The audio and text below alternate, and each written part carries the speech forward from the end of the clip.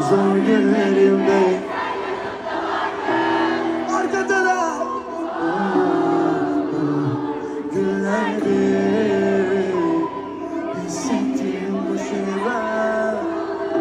Tüm İstanbul söylüyor. Her yarında gördüğüm şeylerin her birinde gözlerine.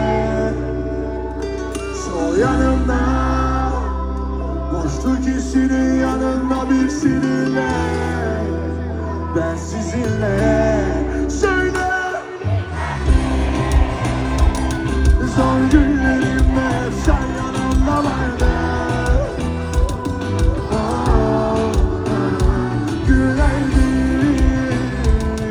Hissettiğim bu şeyden yarım mı kaldı?